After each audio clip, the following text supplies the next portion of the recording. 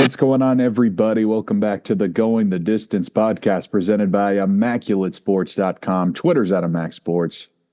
Instagram is also at ImacSports. TikTok, YouTube, Immaculate Sports. It's episode 230, a very special week for us, the Immaculate Sports podcast, because, of course, it's Super Bowl preview week, but it's still much more than that. We're going to talk about the last 10 Super Bowls a little bit and rank them. And also a little bit of craziness in the NBA, just the most shocking trade of our lifetime. So that inspired us to go attack that area too. Right, Kyle?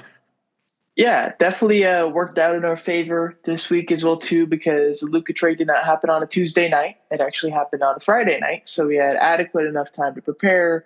And it was still, pretty prompt as Luka has not even played his first game for the Lakers, had his press conference today, whole bunch of different takeaways from that. But yeah, we'll go over all the trades that we saw, not just the Luka trade, but also the Lavine-Fox and Bulls trade that we saw occur the day after. We're going to talk about some other things as well, too, that we'll get into later. But we'll get it started with the opener, and I'll let you go ahead and get started here. Yeah, Jack Bash wins the Super Bowl, Senior Bowl, not quite yet, maybe someday, the Senior Bowl MVP. Jack Bash is a guy I've talked about a couple times on here, just because we know he's a good player. He had 1,000 yards, only one drop at TCU, but as some people predicted, he dominates the Senior Bowl one-on-ones. He wins game MVP with the game-winning touchdown.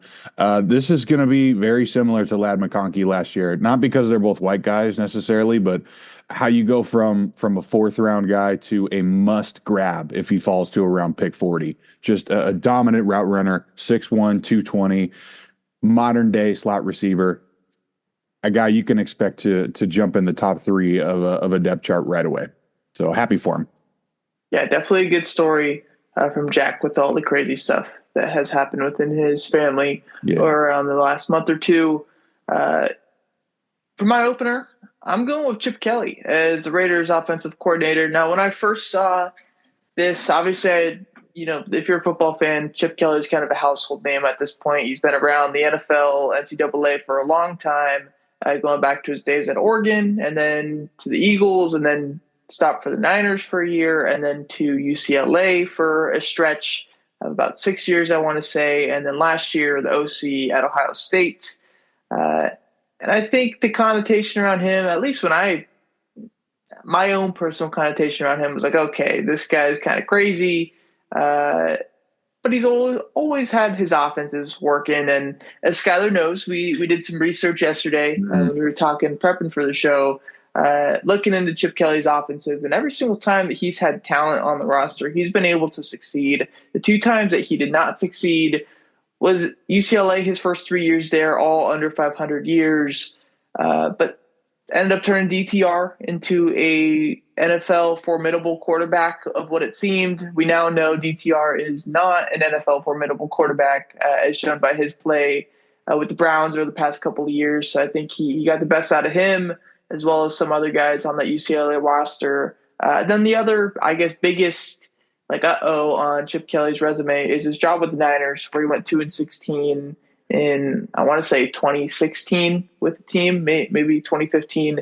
But that roster had no talent. Colin Kaepernick, Blaine Gabberts were the quarterback, top receivers, Jeremy Curley, top running back Carlos Hyde. So he didn't really have the best offensive stuff to work with. And even then, it wasn't the worst group in the league. I want to say it was 27th out of 32 in points for. But Chip Kelly's had a track record of success. We saw that again this past year with Ohio State turning them. I guess he inherited a pretty damn good roster as the OC, but turned that into a national championship squad and definitely played the best ball in the later part of the season as well too. So I like it. $6 million, I don't care. Mark Davis, it's your money. You can do however much you want to do with it with these guys, and if it means you get the guy that you want and the guy that's going to get us right, I'm okay with it. So Chip Kelly, welcome in. It seems a pretty good coaching staff from Pete Carroll that he's implemented so far with the Raiders. The jump from boring to entertaining when it comes to offensive coaches is definitely fun, even when you're not necessarily the best team on third down. So I'm happy you'll at least see a little bit of that coming. Yeah. Moving on from that, though, we got to get into Super Bowl mode. And so how we're going to do this, we're going to rank the last 10 Super Bowls. This is Super Bowl 49 and on. If you are bad with Roman numerals like me and Skyler are, this is a Super Bowl where Malcolm Butler had the interception at the 1 yard line to win the game, where the Patriots won 28-24. So every Super Bowl on from that, 49 through 58, with 59 occurring on Sunday. So I guess obviously not going to be any honorable mentions here because there is only 10. Who did you or what did you have for number 10? This one seems a bit obvious. So basically, I tried to find the most memorable thing. You asked me, hey, what do you remember about this Super Bowl? That's what I wrote down and kind of ranked it based off of. So I'm going to have Super Bowl 50 at the bottom. Broncos over Panthers. Von Miller was the MVP. What I remember the most is this is Peyton Manning's last game. He had a really bad year, but they did just enough to win the Super Bowl. And kind of an unwatchable game when it comes to offenses that we see in today's game. Yeah. Number 10 for me, I'm going to start off with Super Bowl 53, New England 13, the Rams 3. This is a bad game. There's no offense. I remember in our Snapchat group chat, we were talking about Johnny Hecker perhaps being the Super Bowl MVP of this one. And it felt like it was starting to become more and more likely that it was a possibility as we got later into the game until the Patriots kind of had that big throw to Gronk down at the 2 yard line, eventually punched it in, and then got a field goal later on as well, too, to ice the game at 13-3. I don't remember the halftime show. There just wasn't not even cool jerseys, like nothing like that was going for this game. Not a lot of memorable moments. And that's why I have this one at number 10. Number 9. At number 9, I will go with that Super Bowl 53 game, Patriots over the Rams. Edelman's catch, obviously, that was the big moment of that one. That kind of solidified his career, not just as one of Brady's boys, but as an all-time great player. And also the last great New England defense, I wrote down. Gilmore, Hightower, the McCourty brothers. Those guys were filthy, and this was basically the last run with them. No. Number 9 for me is where I do have Super Bowl 50, Denver winning 24-10 over Cam Newton's Carolina Panthers. I got a slight bump for me because it was in the Bay Area, and the hype around it was pretty cool being from the Bay. I didn't like that Denver won because I did not like Denver, and I think everybody was rooting for the Panthers. This was supposed to be Cam Newton's legacy game, and I guess it technically was a legacy game, but in the worst possible way, kind of ruined some of his reputation. Halftime show, I don't remember because we were outside playing basketball at your house. So I guess that's bonus points, but still not going to do much for it as it is number 9 out of 10. On to number 8. All right, my number 8 is going to be Super Bowl 54. The Chiefs beat the Niners 31-20. This is Kansas City's first trip to the Super Bowl in 50 years.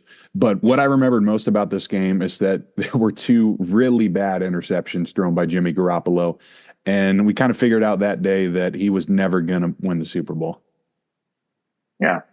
Number 8 for me is going to be our slot Super Bowl 56. Rams winning 23-20 over Cincinnati. This was a really good game, a ton of big plays, but I just don't think it meant that much in the grand scheme of the NFL, and I think that's why it's getting a knock on here as well too.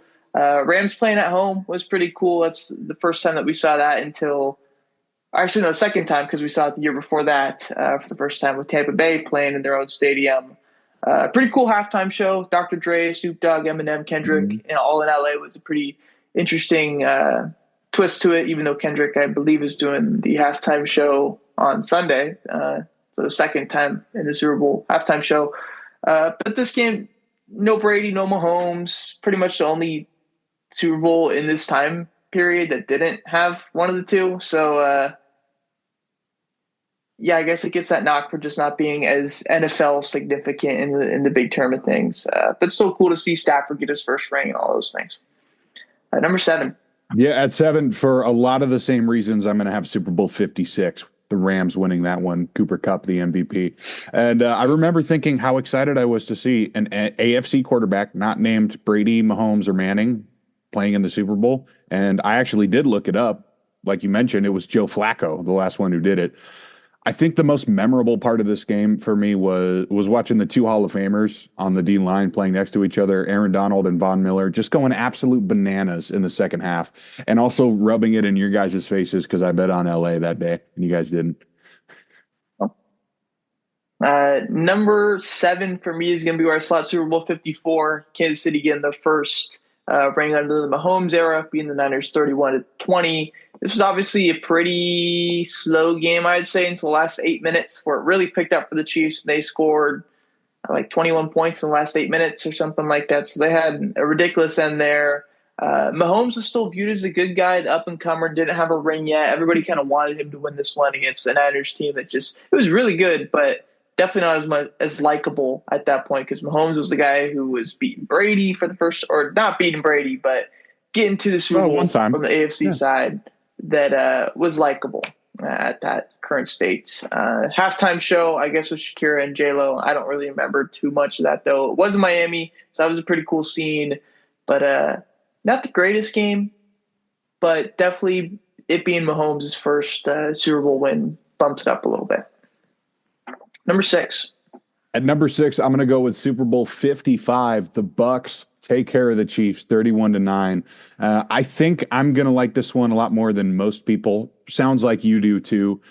But I will never forget 3 things about this game. How Tom Brady was somehow a 3-point underdog. How you bet on the national anthem and it hit. And how Todd Bowles made life absolute hell for Patrick Mahomes. I think this is one we're going to look back on after Patrick Mahomes' career is over and think, man, I still think Brady got him because of this game right here. Yeah. And you'll see where I have that one ranked, but it's higher than 6, I'll tell you that, because number 6 for me is Super Bowl 51.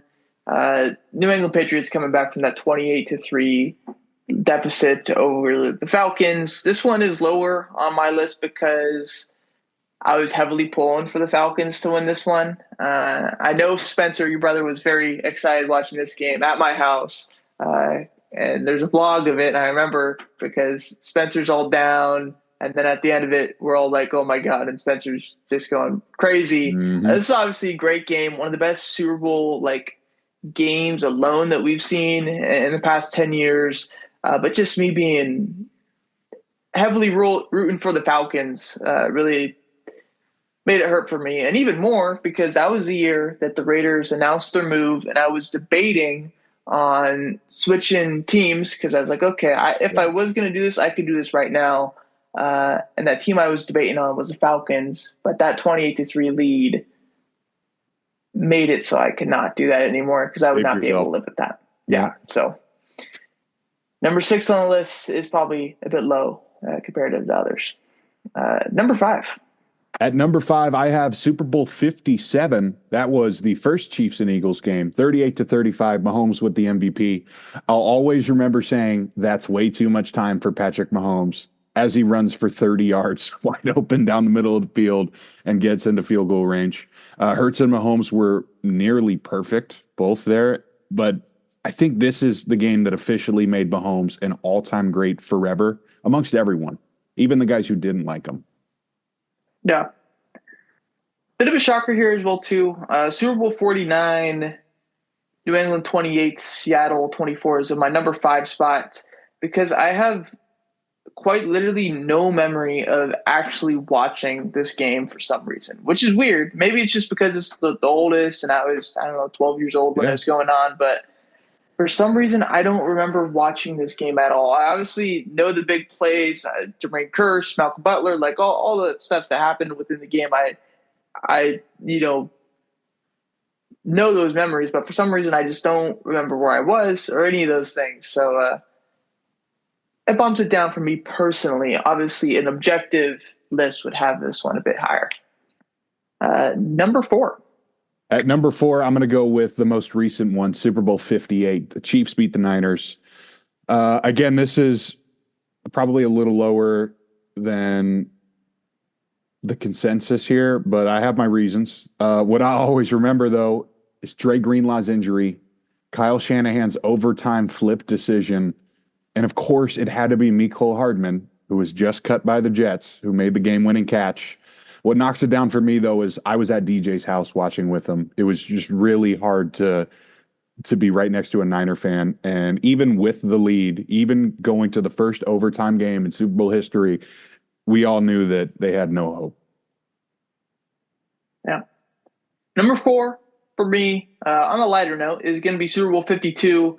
Philadelphia beats New England 41-33. This was a ridiculous game with plenty of iconic moments. The Philly special probably being one of the most iconic NFL plays that we've had in the last 10 years. New England losing was really cool because everybody was pulling against them, of course. That was the big bad Brady era, as everybody knows. I also really didn't like Philly too much at the time, though, so it wasn't like I was like, oh, super ecstatic that the Eagles won. I just didn't really resonate with that roster. I don't remember the halftime show either, but that game just being good in general definitely bumps it up. And Brady losing as well, too, is pretty cool at that moment. But now I want Brady to win because he's my owner. Yeah. But on to number 3. At number 3, I'm going to have that game, Super Bowl 52. Eagles over Patriots. Of course, the Philly special, right? But again, this is, like you said, I didn't love Philly, even though I hated the Patriots. But it included one of my favorite college quarterbacks of all time, Nick Foles, getting his shot to dethrone the greatest player of all time. So that's a pretty sick moment for him. Yeah. Number 3, and finally in the top 3, number 58, or Super Bowl 58 is going to be that gets the bronze medal for me. 25 for Kansas City, 22 for the Niners. This was a really good game. I felt like it was higher scoring than it actually was, in my opinion. I thought like the offenses did a bit more, but I guess obviously some pretty inopportune fumbles from both the running backs in this game is what made the score go down a little bit.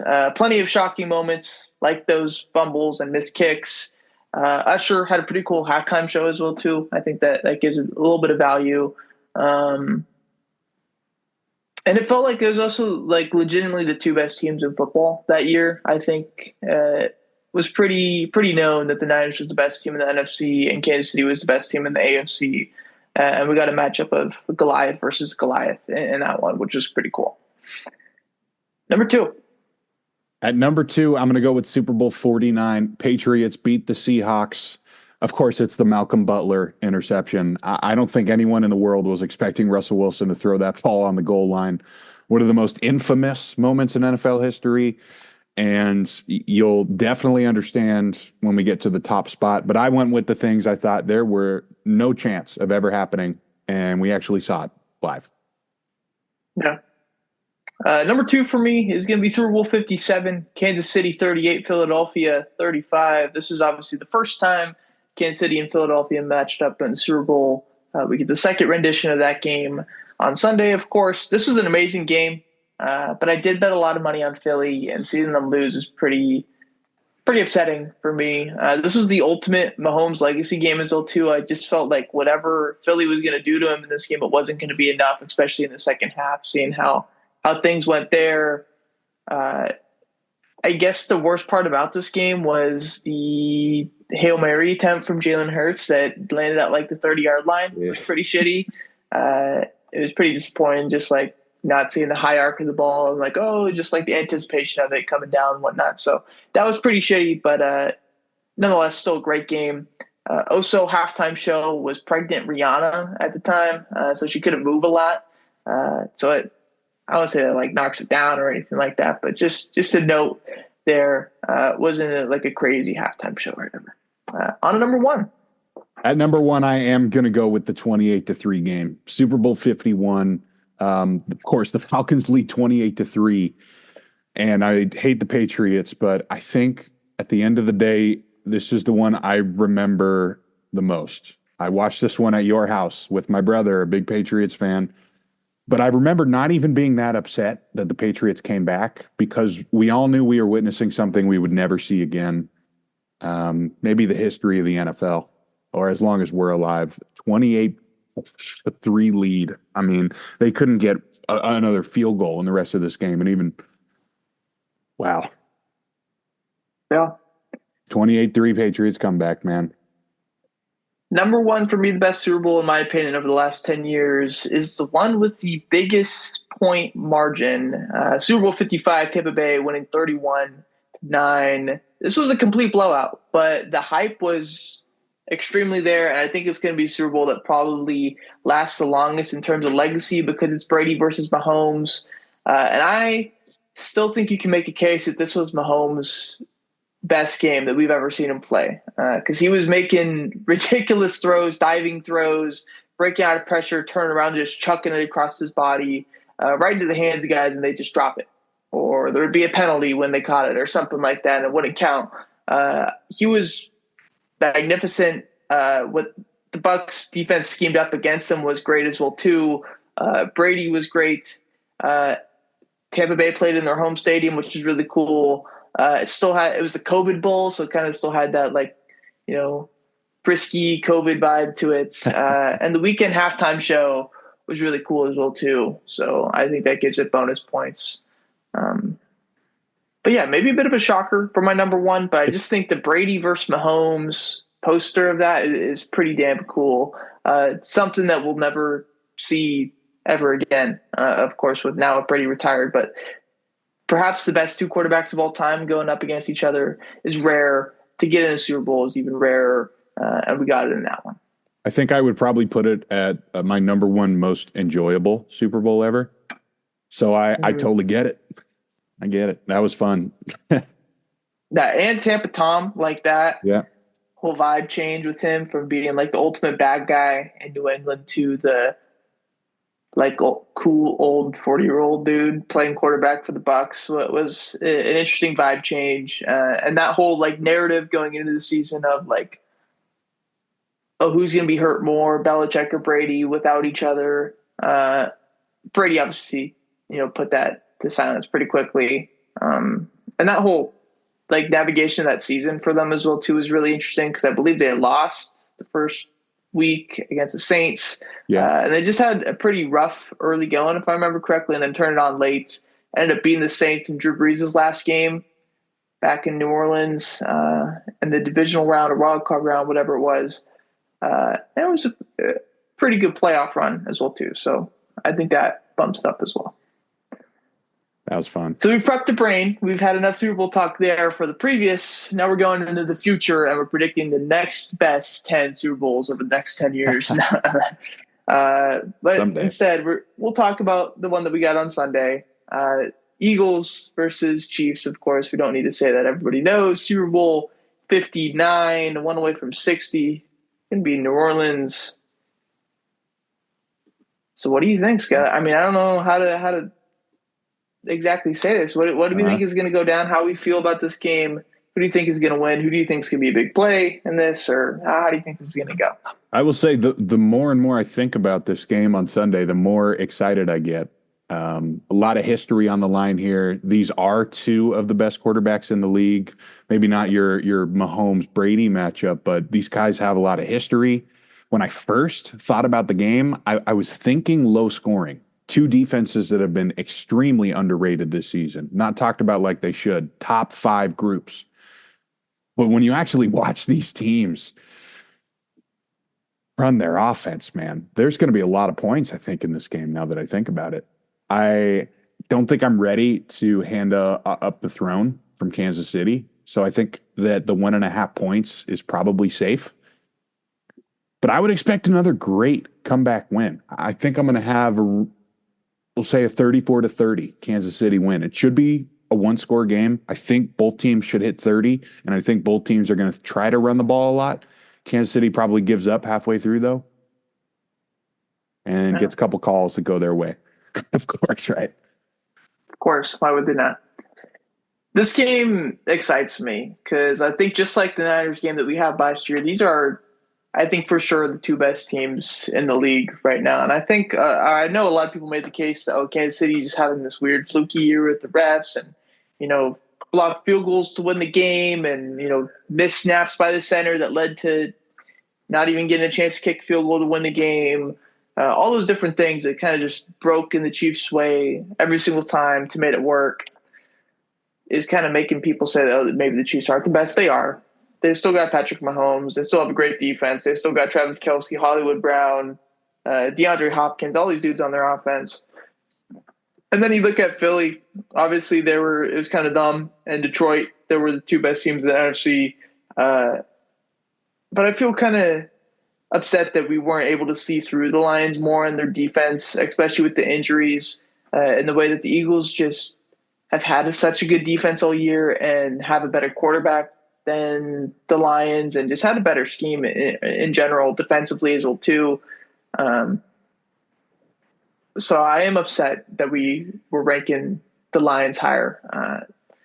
But I think this matchup really works well for the Eagles. The last two games for the Chiefs against the Bills and the Texans, they struggled to stop the run. James Cook had a great game for the Bills. You could argue very easily if they just give the ball to James Cook in that last drive that the Bills might be playing in this game. And even go back to that game against the Texans, Joe Mixon was still efficient, I believe, 88 yards on 18 carries or whatever, close to 5 yards a pop on that one. So he was doing good there. And, James Cook, Joe Mixon, good running backs, but they're not Saquon Barkley. And I don't really think there's a way you can exactly scheme up to stop Saquon Barkley right now, especially in this Philadelphia Eagles offense, because they're so dangerous on the outside as well, too. Like, it's not, okay, put 8 in the box, trust your quarterbacks, and just hope to pray to God that they don't hit you over top, because they are going to hit you over top. That's something that Jalen Hurts has always excelled in his game. That's something A.J. Brown's always been deadly at. Devonta Smith, his separation factor as well, too, is really tough. And not the emergence, I would say, but the utilization of Dallas Goedert in the last 6 to 7 games for the Eagles ever since he came back from injury has been super key to them.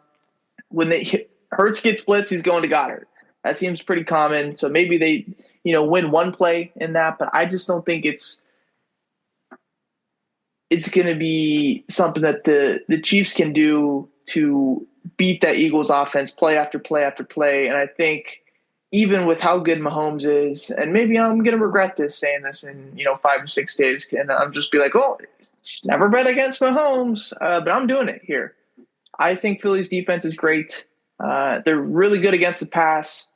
That's obviously what you need to be really good against the Chiefs, because their run game, while it was utilized against the Bills, it really wasn't efficient. I think Kareem Hunt had like 17 for 65 or something like that. So it's not like he's popping off big runs. We know Kareem Hunt's not a big play run guy at this point. They're not using Pacheco at all in the run game now. And I wouldn't be shocked. I'd bet more on there being a chance of Mahomes messing up on 1 or 2 of his 45 throws in this game than Saquon not breaking 2 or 3 runs of 40 plus. Like, in the odds game, I just don't think I can bet on anyone but the Eagles. So I would say the Eagles win. I do think there's going to be a good amount of points in this one. I'll say 35. Bit of a shocker here. I'll go 27. So 35-27. 8-point victory for the Eagles. Yeah, obviously my MVP pick would be Patrick Mahomes if they won, if he's throwing 40 plus times a game. But I think if Kansas City wins this game, the real MVP would be the defensive coordinator. Yeah, that's valid. My Super Bowl MVP, Saquon Barkley. Why not go with the Eagles' best player, who's having the best running back season in NFL history, debatably, and if he gets a Super Bowl ring, caps it with the Super Bowl MVP, it's not going to be debatable anymore. It will be the best running back season in the history of the league, which is saying a lot. And I could see it happening super, super easily, and that's where I'll be putting my money on come Sunday. I get it. That's what I thought last year, and that's why I'm taking Kansas City. Yeah, no, it's you have all these like reasons on why you shouldn't bet on Kansas City, or like you should bet on the other team. I would say you should bet on Kansas City, and all those things are going through your brain, and then just like you have a halting thought for those, and like, if you can't, you can bet against Mahomes. Like, is that what you're gonna do? So it's very interesting, but bodes for interesting conversation. And hopefully next week we're not looking at Mahomes being a 4-time champ, because that would be really rough.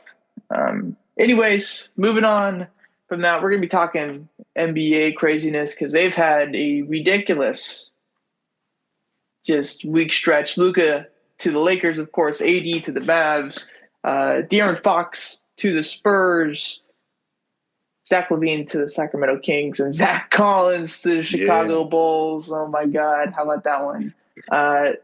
So I guess we'll start off with the Luka and AD trade, and that'll kind of be what we'll stick to on this segment. Short-term winner or short-term and long-term effects. So what do you think the short-term is and the long-term is of that?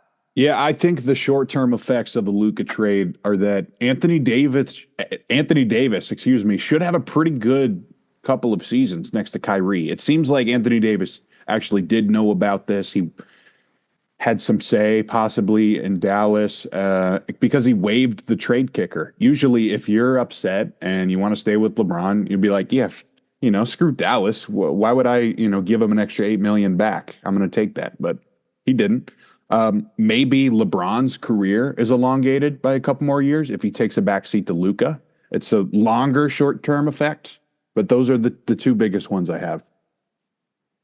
Yeah. Short-term effects for me, I think as of February 4th, 2025, the Mavs are probably the better team. That's because I think there's less to figure out with the Mavs right now. You have pretty much prototypical big man and point guard right now in Kyrie and AD, and I think that is easier to scheme on than it would be to have a very legendary, great duo that the Lakers have right now in LeBron James and Luka Doncic, but two very similar players, super ball dominant players, albeit super smart players. So I'm not like saying these guys can't play off the ball or whatever like that, but they've never really had to, either of them, in both of their systems that they played on in their career. They've always been the ball dominant guy, and seeing how the Lakers navigate that, you might have just a couple speed bumps in the first month or two.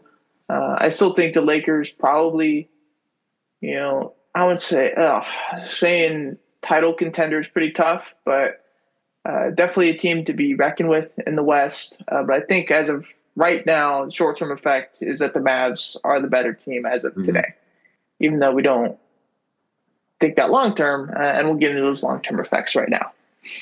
Yeah, the biggest one for me that I've thought of is that Luka now gets to play next to one of the greatest personal trainers in NBA history, let alone player. He can pick up the tips and tricks on how to stay healthy, maybe how to lose an extra 10 pounds. That was a big thing that came out from the Mavs side. Hey, don't blame us. He's 270.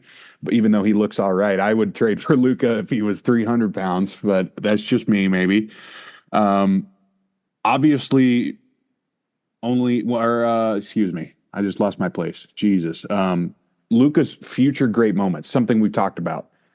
They're going to be in that damn purple and gold jersey. That's a long-term effect. LA avoids those ugly years after a legend leaves.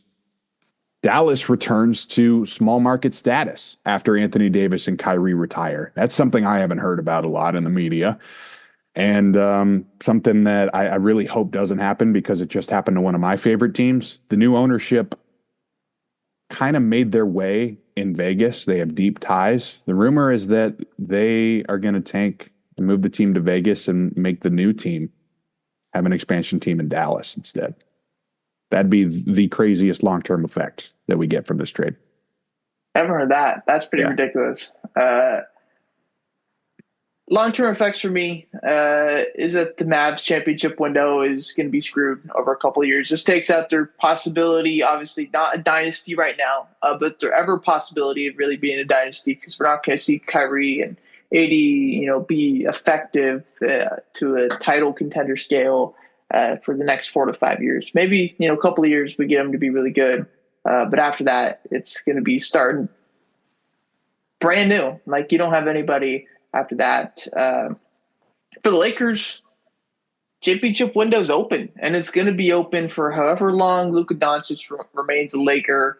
And he's only 25. It's not like this is a guy who, at the end of his prime, is looking for, a ring before he retires. This guy is the best he's ever been and getting better. And you don't get an opportunity to trade for a guy like that ever in the NBA, which makes this such a, ridiculous type trade. So their championship window is open for the next 8-ish years, in my opinion. Definitely, when you get the closest player that we've seen to LeBron to add to your team with LeBron, it's going to make people wonder. But yeah, maybe also long-term effect that people aren't talking about is the NBA's like influence in things. And I think this is crazy, conspiracy theory or whatever. Viewership's been down, at least in the US for the NBA. Everybody's kind of known that. NBA is boring is like a trending thing to say nowadays. This is making it so it's not going to be boring. When the Warriors play the Lakers on Thursday and it's nationally televised and it's Luka's first game as a Laker, we're all going to be watching. You're going to be watching. Like this is going to be big media.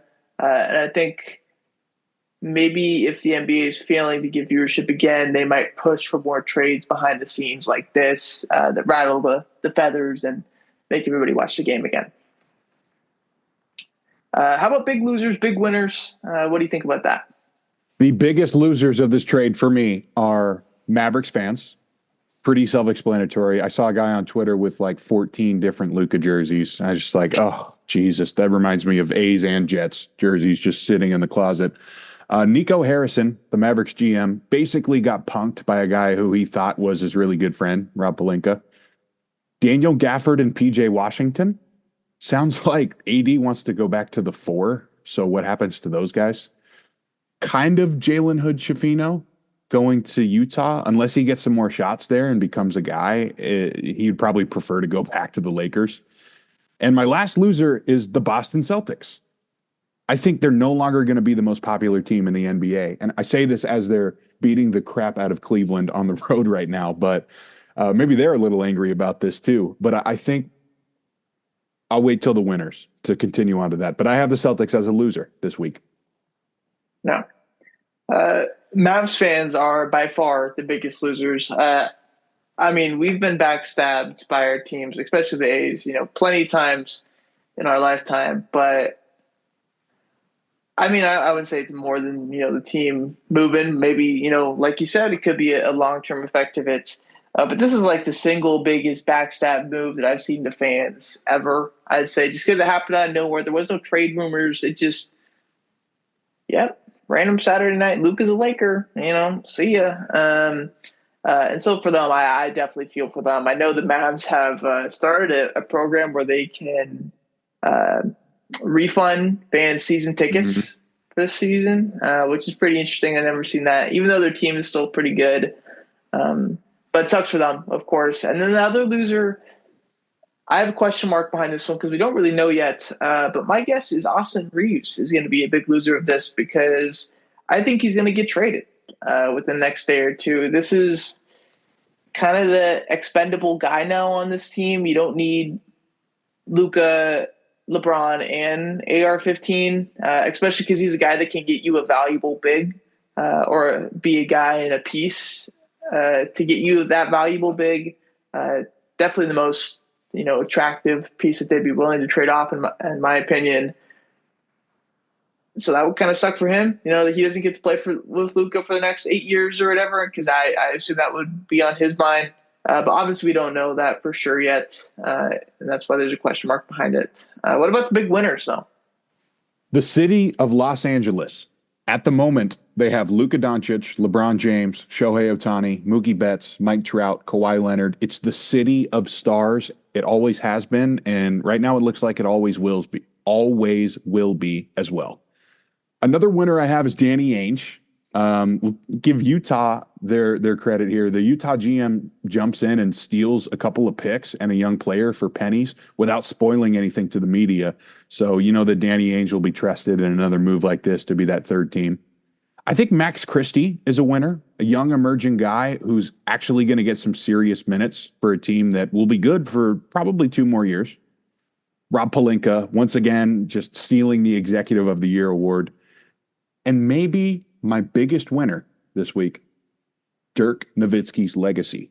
This now guarantees himself that top spot in Dallas history for at least another 20 years. How about that? That's true. Yeah. Big winners for me. I got 4 of them. First of which is going to be Kyrie. This is his team now. Yeah. Maybe decreases his title odds a little bit, long term. But this is, he gets to do whatever the fuck he wants now. If he wants to shoot the ball 30 times a game, if he wants to throw lobs to AD, he can. I think it's just a more fitting running mate for him than what Luka was. And that's, nothing against Luka. I just think it pairs better for efficiency with Kyrie and AD. Next up is JJ Redick. This is a guy who had a podcast for a long time. Luka talked about it today. He doesn't go on podcasts, and he went on JJ Redick's podcast twice. So that kind of tells you what JJ Redick feels about Luka and Luka feels about JJ Redick. Now he gets to coach him on what originally would have been a disaster roster in a few years, and we would have seen JJ Redick likely fired, even though it's probably going to have been his fault on their deter. It's just, if you're not performing in LA, you're going to get fired pretty quickly. So I think this extends JJ Redick's lifespan as a coach for the Lakers, at least for a couple more years. Next up is Luka's brand. If you're an athlete trying to make the most money off of your name and likeness, where you want to be, Dallas or Los Angeles? That's a pretty easy question. Luka's brand is going to shoot up. I'm sure he's already gained like 1 million Instagram followers or whatever. Like, a lot more people going to be wearing Luka's shoes. I don't even know if he has what his signature shoe is, but more people are going to be buying them. More people are going to be wearing them. More ads are going to be put out for them as well. And the last one are entities like Bleacher Report and all these different things that make these crazy mock trades and are going to milk this trade forever. Like 5 more trades that could blow up the earth or something like that. Giannis for Draymond. What is the NFL equivalent of this Luka Doncic trade? Like, they're going to be milking this for the next at least 5 to 10 months of these ridiculous trades. And now people can't be like, oh, it's unrealistic, because we just saw the most unrealistic trade happen in our lifetimes, just last week. So maybe that's the biggest winner is Bleacher Report, but Luka's brand is not far behind. Next up, though, we have the Lavine-Fox and Zach Collins trade. I'm calling it the Bulls, Sacramento, and the Spurs. We're going to order the 3 teams on who did the best, starting off with number 3. Who do you think? I'll start off with Sacramento. Zach LaVine, City Chisico, doesn't matter. He's not going to play. The San Antonio first-round pick and a 2031 Minnesota first, which is basically the only one that has a chance to be good because it's 5 second-round picks. That's what they didn't tell everyone when they did this trade, is every pick here has a protection from Charlotte. I will say, I'm going to give it a B-. I think they did better than the Mavericks somehow this weekend. But still, it's like I said, it's an illusion. What their return is not real. Lavine, DeRozan, Sabonis is not good enough to win in the West. This is a fake trade to move on to probably another tank, unfortunately. Yeah. Number 3 for me is going to be the Bulls. They're kind of just the third team in this. They give up Lavine. What really made this bad is that they got their own pick back, which I know you said we were talking about this yesterday, can get you kind of in the spot where you can take for Cooper Flag or tank for whoever you really want this year and do it, legitimately. But when you're trading back for your own first-round pick, it's essentially just a net loss in general. And you give up one of your best players, if not your best player on your team, and Zach LaVine to do it.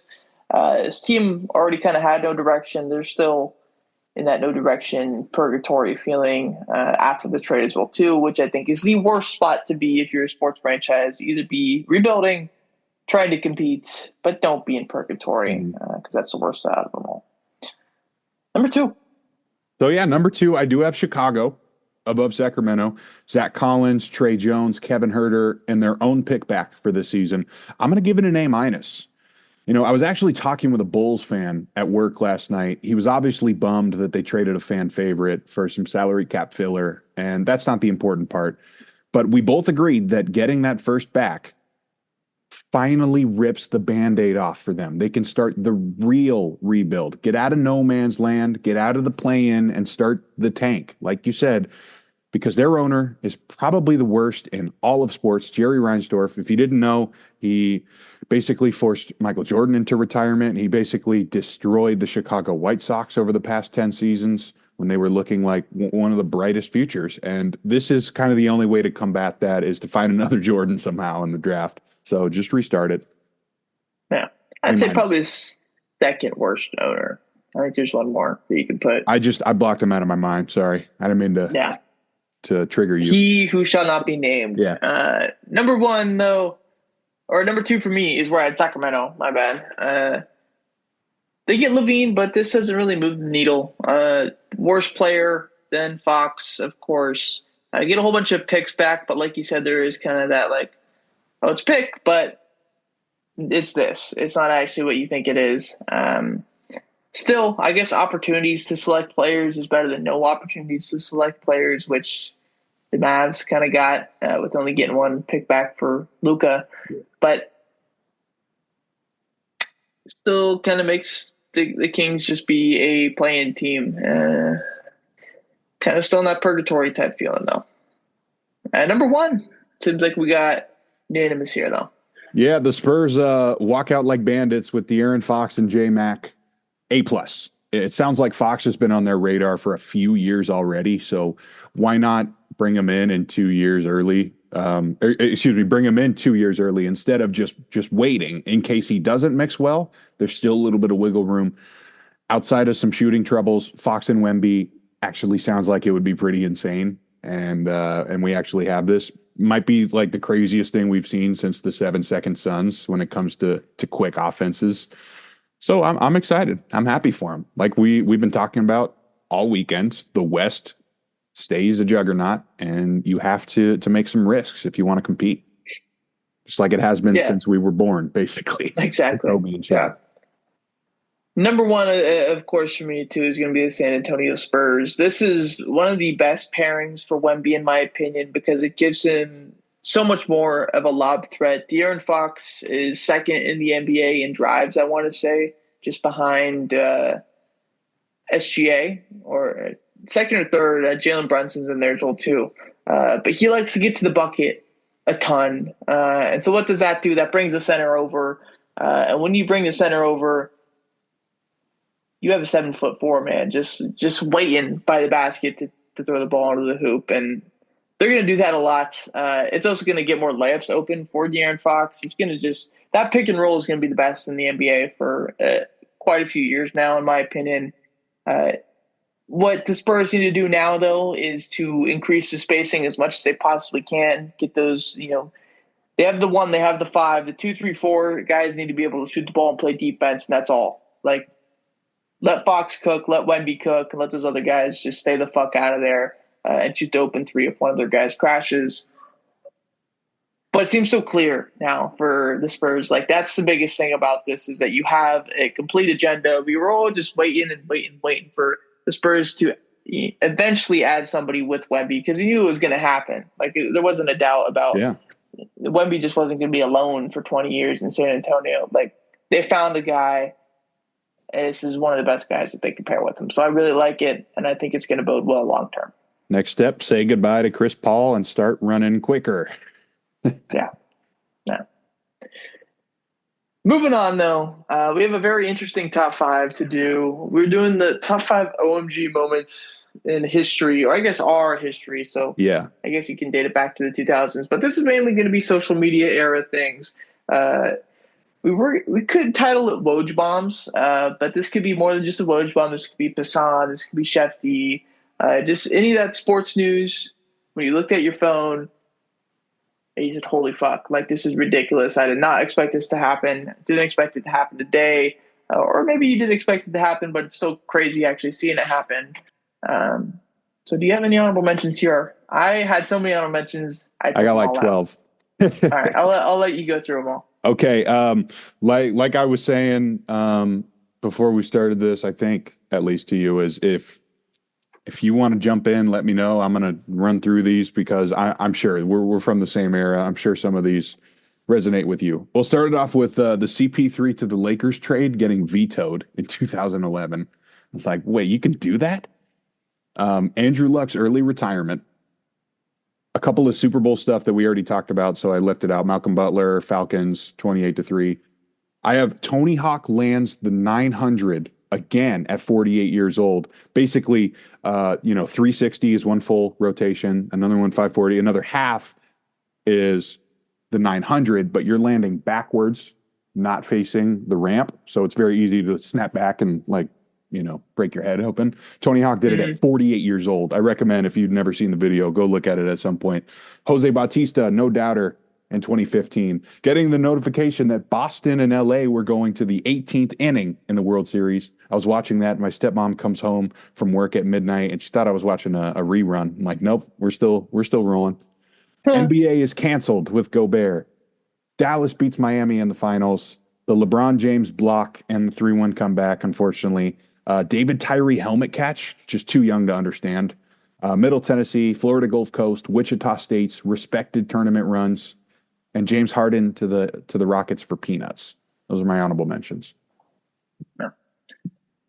I'll start off at number 5. This is all super subjective as well too. And mine are all like super Twitter based because I feel like that's where I get most of my like OMG moments from. And my first one is going to be Antonio Brown going to the Raiders.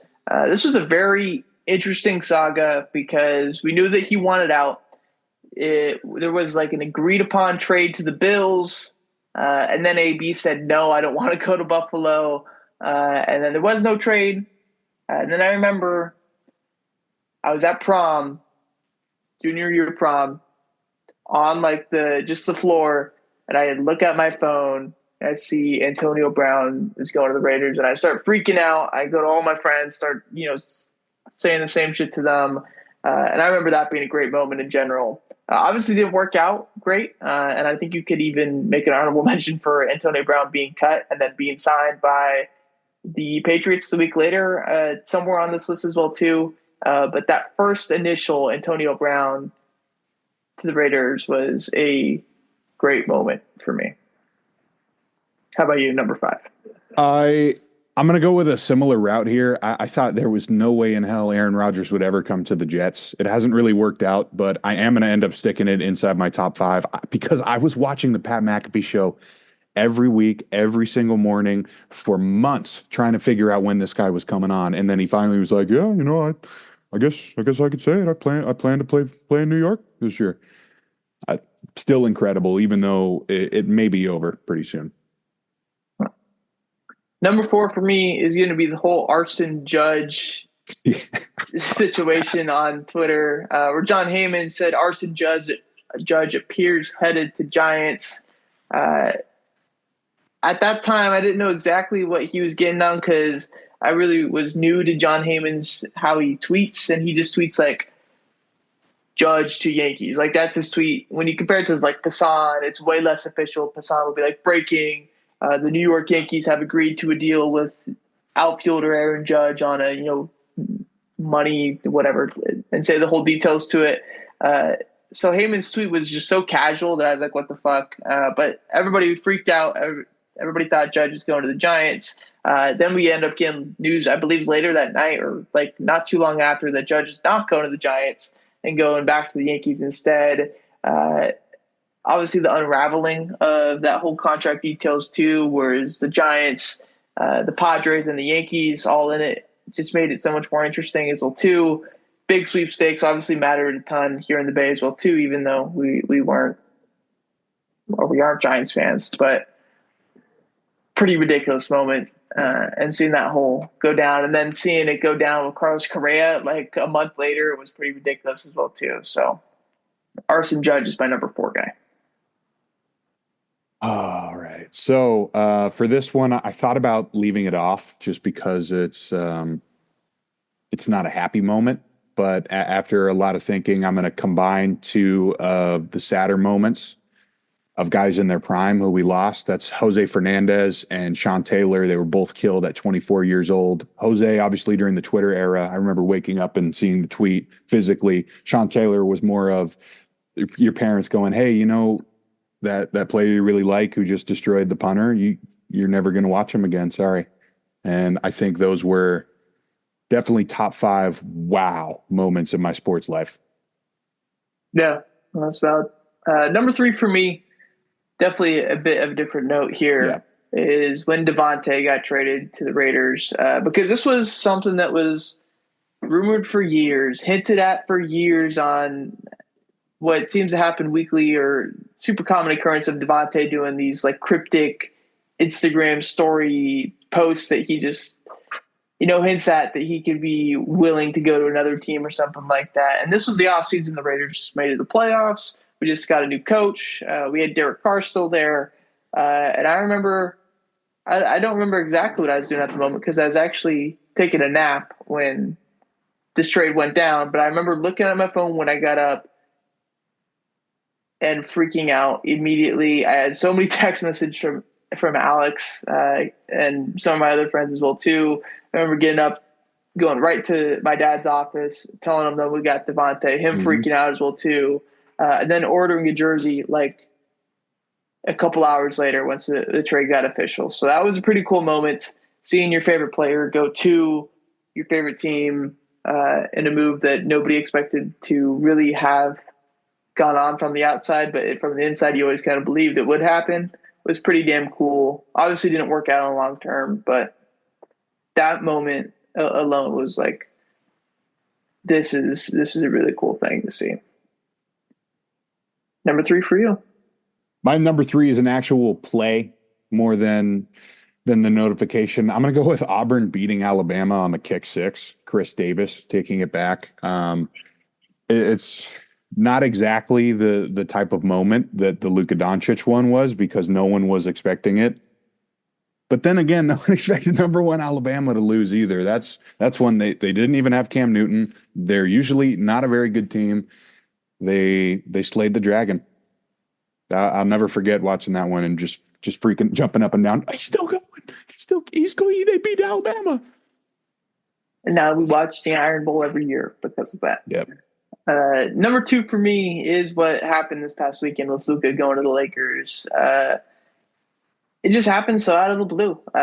Just in the party, and I remember looking at my phone and being, holy shit, that just happened, saying the tweet out loud, calling my brother immediately, him thinking it was fake, him thinking I was calling him because like some emergency was going on.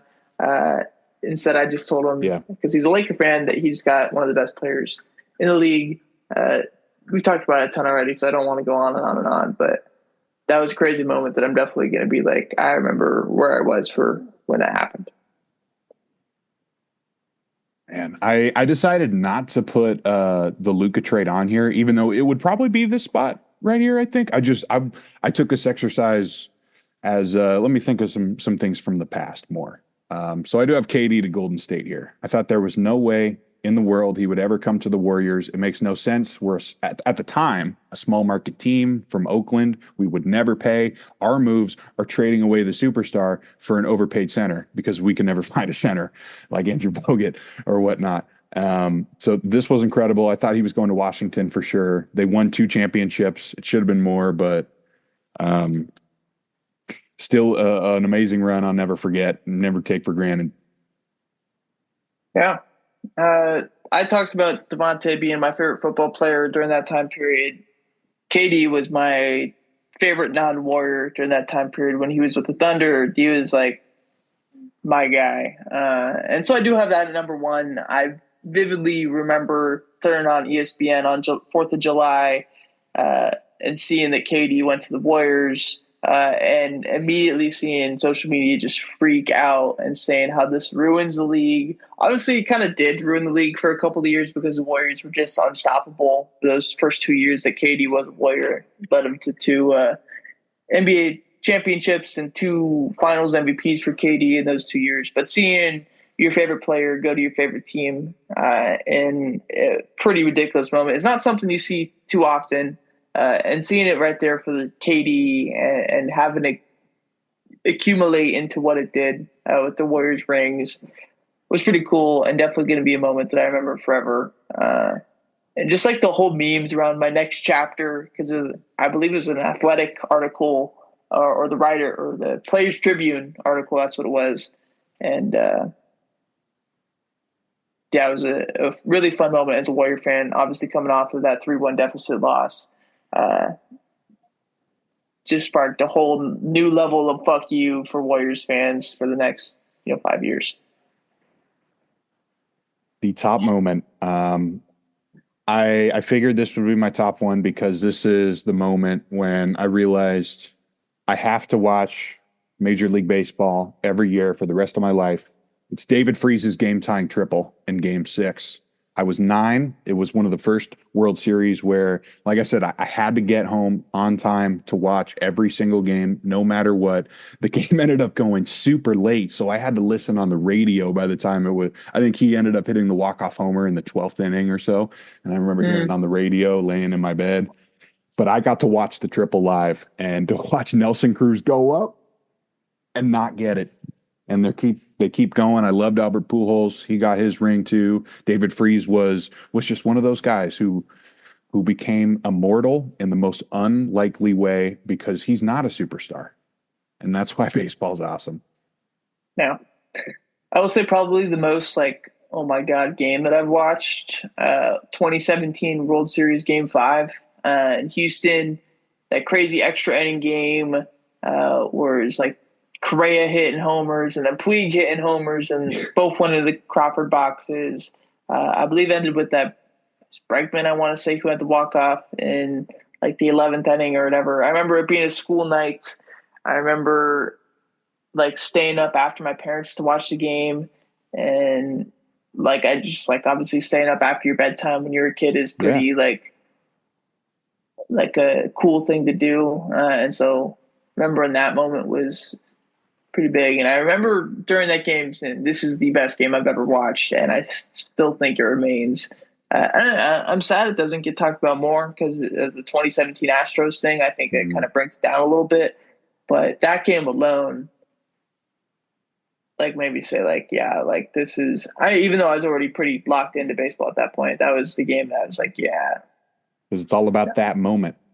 For life, man. Yeah. Mm-hmm. Oh, yeah.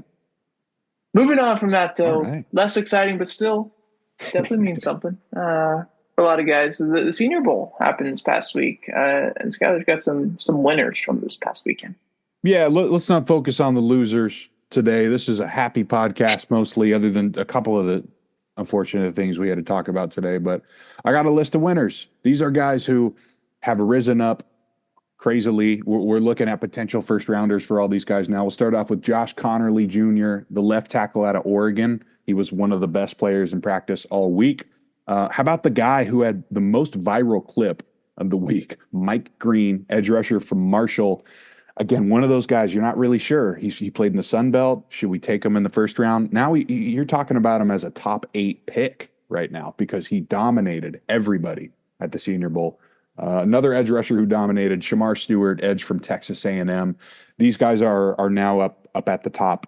Basically, everyone other than Abdul Carter is not safe anymore because we got some freak pass rushers again. Another big winner was Jackson Dart. Nothing but good things from the GMs talking with him, the practices, and a draft where quarterbacks are not playing well. Outside, I guess Will Howard had a very big rise, but I wouldn't consider him a top prospect. Elijah Arroyo, Miami tight end, the fastest player out there at the Senior Bowl, and he's a massive tight end. After the catch, you're thinking Evan Ingram, but you're hoping for even more with the athletic ability of him. Another guy, he actually won practice MVP, Gray Zabel, tackle from North Dakota State. Some of the guys that I talk that like talking about late round tackles, because, I'm a Jets fan. We usually need those guys and try to swing big and usually miss. But this guy was thought of as possibly a guard. They kept him at only tackle at the practices, was the best one there. So awesome for another North Dakota State guy, of course. And how about a guy who we've all watched a lot of this season, the captain of Notre Dame's defense, Jack Kaiser, gets out there on the field. Whoa, this guy is actually quick. Maybe we can have another Jack Campbell type linebacker actually go really high, more so than the Devin White. So these are my big winners. That is 7 guys. 7 guys you should definitely think twice about if you're trying to figure out, should we take this guy or should we take that guy in the second round? Senior Bowl winners are usually not the worst way to go. And of course, Jack Bech is the biggest winner here. We talked about him earlier. I got one more thing here I wrote down, kind of off topic, but the MLB The Show trailer came out. And usually most people will say, yeah, it looks the same, whatever. What are they doing to franchise mode? It seems like we're making some changes here. Not only did we get some new legends, the Rocket, Roger Clemens, Manny Ramirez. I saw later on that one of the clips was Cool Papa Bell, one of the best Negro League players of all time. That's awesome. I'm sure we'll get even more. Sounds like they're going to have storylines about the steroid era, which is good. You want to teach guys about the game. The kids that come on and play and don't know the history, it's a big part of it. And also, how about them including colleges? Not only the SEC schools. I was so shocked to see Cal State Fullerton and Texas on there. Those guys have been rivals for like 40 years, but college baseball doesn't have the greatest watch numbers. And like I said, trying to teach kids the history, that's a great way. Put in 10 schools who have all been to, deep into College World Series recently. So I love it. Yeah. Yeah, definitely kind of all hit on kind of the same things that you were talking about. Usually like the legend reveals are sometimes can be kind of stupid. Like it's like a legend that like, oh yeah, this guy was good, but like who really gives a fuck if this guy's in the game or not? He's going to have, a cool card, but nothing game breaking. Manny Ramirez, 125 that's 125 everything, dude. Like he's one of the best players that one of the best hitters we've ever watched in our lifetimes. Roger Clemens, same thing, but for the pitchers, like he's amazing. And so seeing those guys in the game, like they're off to a good start. They're obviously the Road to the Show stuff was really cool. I hope it's more than 10 colleges. Because that was kind of frustrating at times when they did 2K like that, and you had to choose between a few different schools. And now with like NCAA being out, you can obviously choose whoever. But I think it would be really cool if they did have all 130 or whatever, which likely won't happen. And it's definitely, I don't want to be like beggars can't be choosers, because I was kind of asking for this to be in the game of having college, and they even had high school in it as well too, which is pretty cool. So a good step in the right direction. But if you could choose Fullerton, you better be able to choose the Gauchos, man. Like that's pretty rough. I know obviously Fullerton's got a bit more legacy in the college baseball brand. It's got to be the licensing too. Like if they could get more, I'm sure they would have. Yeah.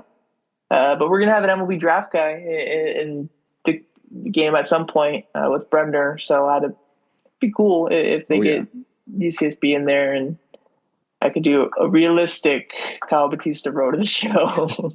They obviously have had some top prospects over the years, all these schools. So I'm happy. Yeah, but definitely a cool trailer.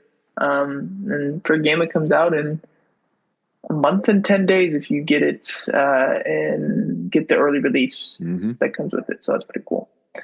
Moving on, though, to Layups Bowl predictions. I didn't make any picks last week because there wasn't any games that I wanted to bet on. Skyler went 1 for 2. One that did not hit was his layup, which was some college basketball, Texas winning at number 23 Ole Miss. Ole Miss did win that game. No clue what the score was, though. This week, talk Super Bowl, so I'll go Philly money line. I wouldn't call it bold. I wouldn't call it, crazy layup either, because it's not like it's minus odds. I believe it's like exactly at even right now. So depending on what book you're looking at, I'm taking Philly though to win the game. So yeah, Philly money line.